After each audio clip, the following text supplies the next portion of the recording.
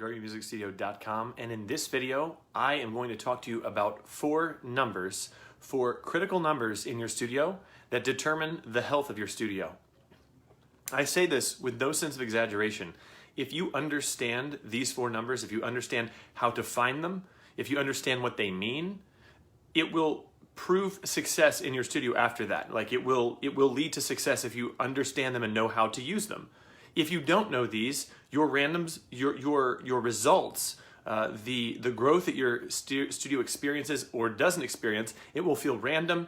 You might feel confused. You might feel as if growth is out of your control. It might feel as if you're at the mercy of those who would reach out to you. So in a way, as we kind of wrap up this week on how to plan your studio success, this possibly is the most important video. Previously, I've talked about planning your conversion process, planning following up with folks, planning on how to get testimonials from students. All of these things are very, very important. But this right here, this is kind of the big high-level picture. Now, each day I've given a quote that's very meaningful to me, quotes that that kind of inspire me. And I tend to work in that way. I love, oh, hey there, Alma. Hello to Sicily. It's a little bit later there than it is here. But when I think about some of these quotes, they do provide kind of this jolt of motivation. They help take perhaps complex topics and boil them down into something that's really valuable to me. So today's quote is, and it comes from Tony Robbins: "What's talked about is a dream. What's envisioned is exciting. What is planned becomes possible, but only what is scheduled becomes real."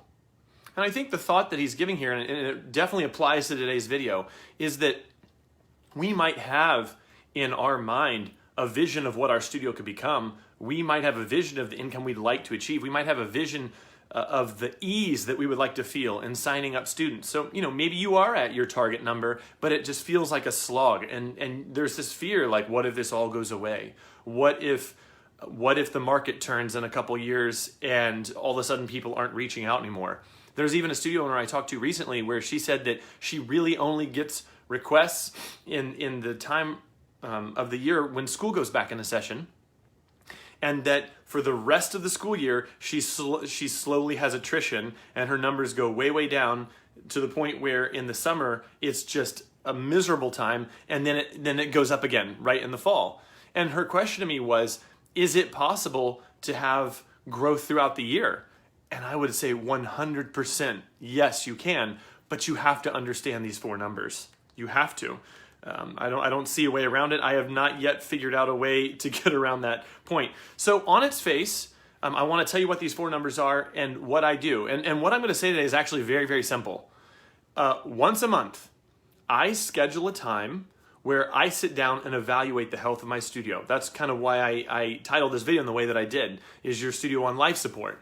Because I do consider these 4 numbers to be vital signs. If you were to check into the hospital with an injury, or be admitted into the hospital with an injury, or you went to the doctor for your annual physical, they would look at blood markers, vital signs. They'd probably take your blood pressure, and they would discover where your health is at. I would say that this is exactly how I view these numbers in terms of the health of my studio. So once a month, I sit down and I review these numbers. And that's what I'm going to talk to you about today. I'm going to talk to you about the exact process that I go through. This is not a conceptual video. This is not a video that's intended to tease. I'm actually going to tell you what it is that I do. So I believe that it's true for me. I believe these numbers can be helpful for you as well. Now, right before I go into what these 4 numbers are and how they can be helpful, where you can find them, what you're supposed to do with them, I do want to say this. I want you to stick around to the end of this video, because at the end, I'm going to do something I've never done before. I have a training that I've put over 100 studios through on how to essentially copy and paste my marketing system into their studio. And at the end of this video, and once this video is completed, I'm going to put this in the comments or in the comment section or the video description. I'm going to put a link to a page that you can go to and actually watch one of the training videos from that premium training. So think of it almost as like a free intro lesson, right? We talk about how we like to give our potential studio clients a taste of what lessons are like, either through through a consultation call or an intro lesson. That's kind of what I'm doing here.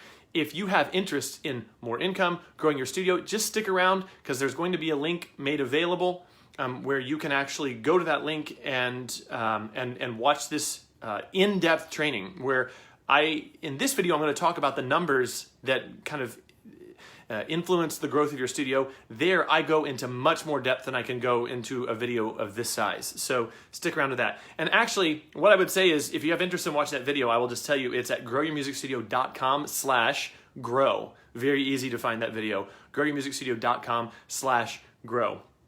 Now, getting into those 4 numbers today and exactly what I do at the very beginning of the month to make sure my studio's vital signs are showing signs of health and not showing signs of disease or decline or imminent death, right?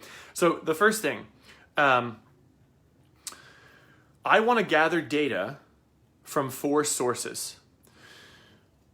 And usually in a video like this, I would start by explaining why this is so important, but for this video, I can't really do that. I kind of need to tell you what it is that I do first so that I can then explain the importance of each of those things. Because I could kind of tease you and say, oh, it's important for all these reasons, but you wouldn't be connecting it to the actual tasks I do. So for this particular video, I'm going to be doing things a little bit different where I tell you what those things are and explain why they're so important, and we're just going to move through point by point.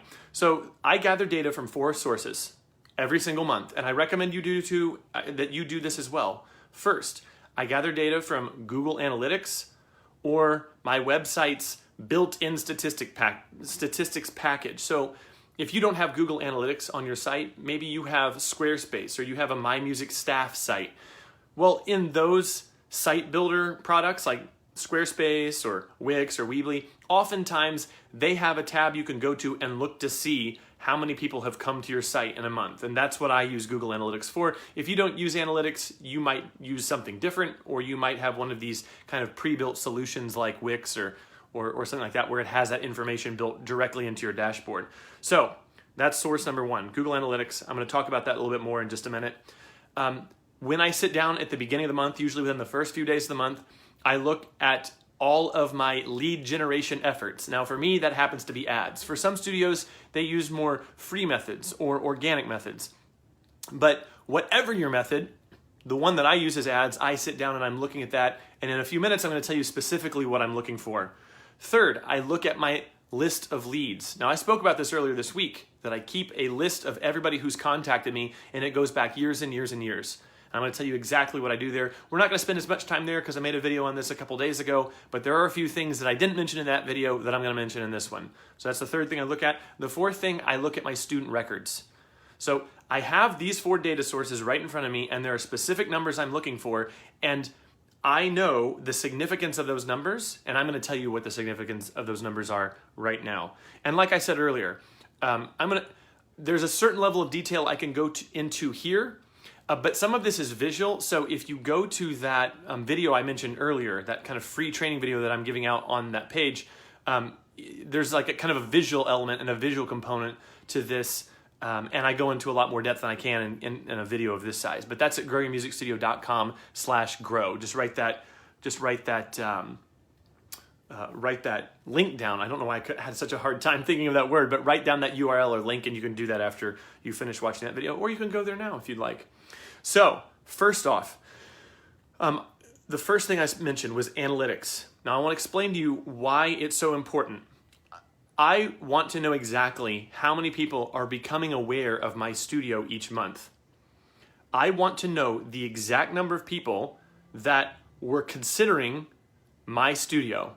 And that could look like a number of different things. Someone could have typed in a Google search and found my studio website. Someone could have found me on Google Maps. Someone could have seen an ad of mine. Someone could have seen a post of mine on Facebook. Someone could have had a post, seen a post either because they came to my page or because a current student reposted a post from my page onto their timeline, and now they've seen my studio because of that student's reposting, not retweeting, but they kind of shared one of my personal business page Facebook posts to their personal timeline, and they saw that. A lot of times the reason that happens is because I posted a performance of their child, and they share that performance from my studio's business page onto their personal timeline, and I'll see my view count skyrocket on that one particular video, or if it's a picture post or a text post, I'll see my view count on that post skyrocket. So there are people discovering my studio every month. I want to know what that number is. For me, most people discover my studio through my site, and that is why Google Analytics is so important. So I go to Analytics and I write down that number. I just write down that number. And like I said, they can see it from many different sources. And I kind of just gave that list before. But the point here is that if we measure that number, we are beginning to get an accurate picture of the health of the studio.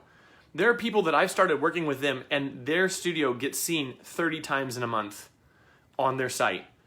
My studio, most months, and for clients that I've worked with, and sometimes clients who have studios that are much larger than mine, it's in the hundreds of views per month.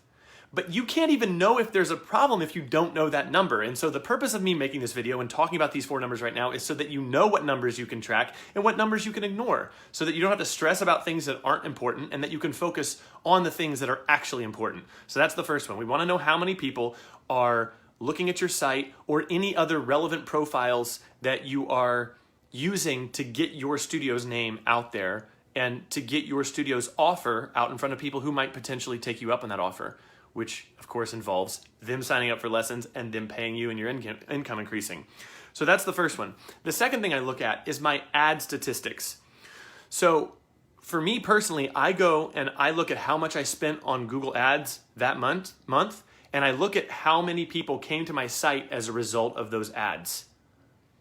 Now, so I'm going to explain the significance of that in a little bit more detail in just a second, but I just want to address an elephant in the room right away. Maybe you don't do ads. Maybe you've tried it in the past, it didn't work for you. Maybe you have a fear of spending money. Maybe you're concerned about the cost of ads. If that's the case, I would actually definitely recommend going to that link I mentioned, because I talk about the economics of spending on ads and how actually Google can pay. There's a way that if you set your ads up, Google will pay you. You will end up getting paid to run those ads. And that might sound a little bit outrageous, but most of the time, I'm not even having to spend, quote unquote, money each month to do ads. That might sound really out there, but like I said, go to that link that I mentioned. I'm going to put it in the comments, but it's growingmusicstudio.com/grow. And this is from that training that I was mentioning. But I kind of go into the economics of that. And that's something that here, it won't make as much sense as if you kind of get the full story there. And that's a little bit of a longer video. So whether you're doing ads or whether you're doing free or organic methods. So maybe you're just going into local Facebook groups and you're posting about the opportunity. Maybe you're posting on local bulletin boards, and I'm talking digital bulletin boards, not physical bulletin boards like with a business card, though you could do that too. But whatever you're doing to generate leads, you want to see how many you're getting. And so the purpose of me sitting down and paying attention to this second number is that I want to actually see the number of people that my lead generation efforts are generating for me.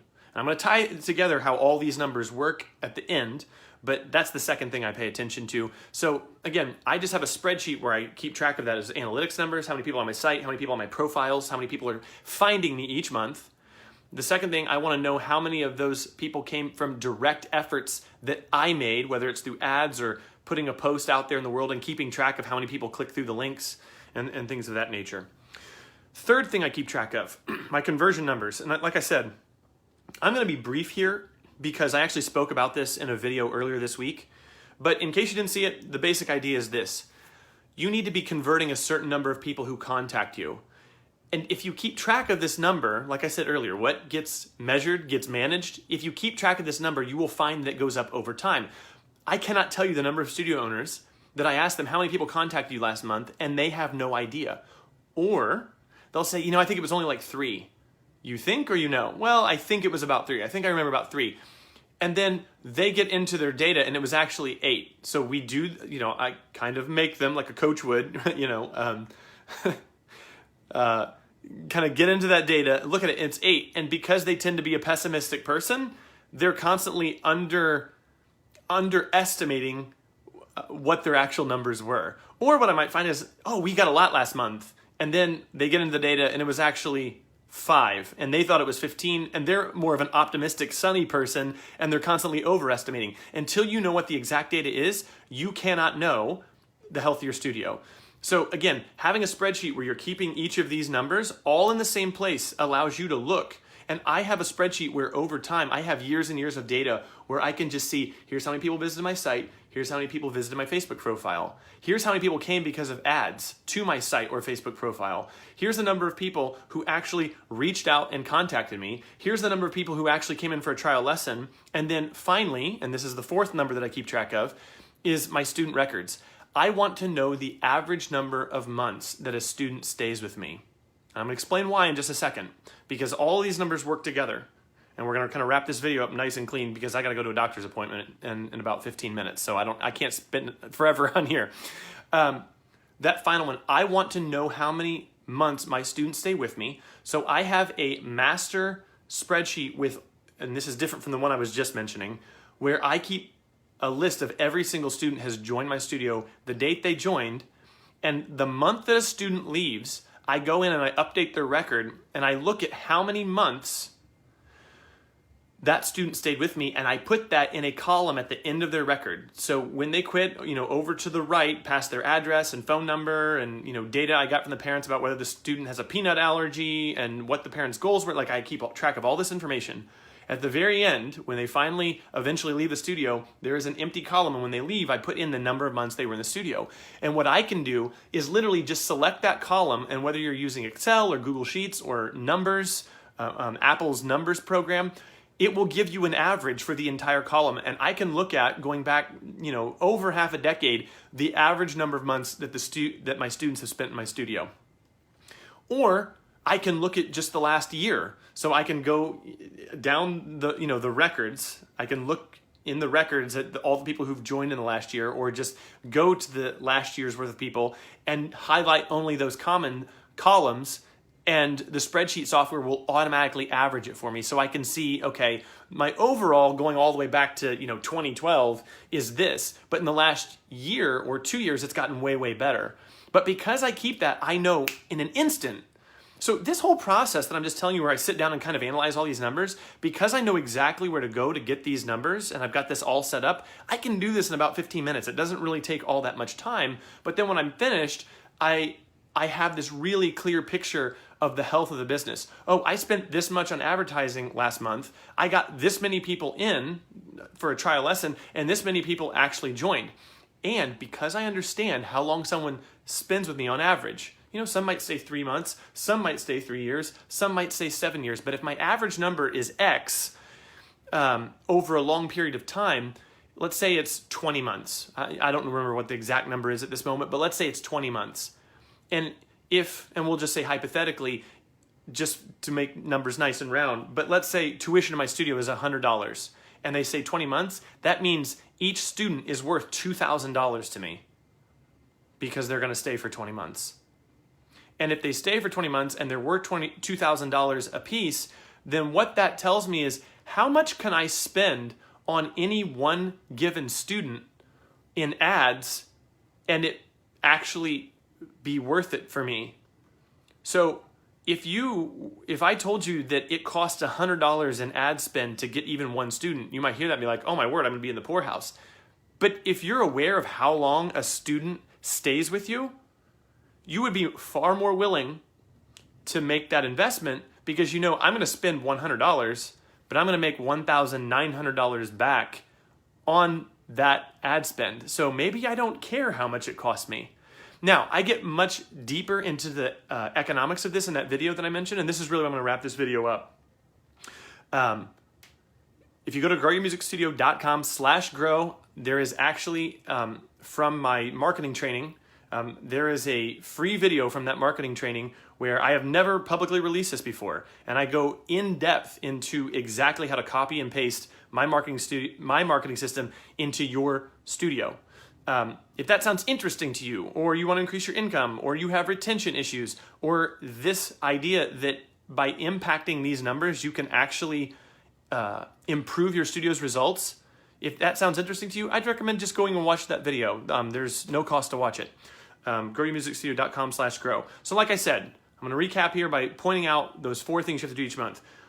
Look at Google Analytics, look at relevant ad data, or look at relevant things that you've done to get leads. You know, maybe you made a bunch of posts in Facebook groups. Actually go in and figure out, and there's software you can do this to see who's clicked, but you can actually check to see who or how many people have clicked through that link from Facebook to go to your website or to go to your Facebook page.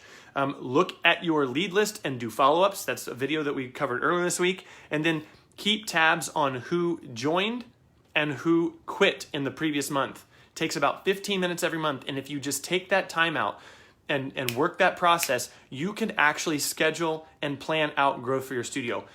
95% of studio owners I know that I talk to who are struggling in their career or struggling to make more money, they don't know any of these numbers. And so as kind of like a public service announcement, I just kind of want to put out there what those things are and what you need to do to kind of get control and get a handle on that. Like I said, you can do all of this in less than 15 minutes. It's going to put you ahead of most studios.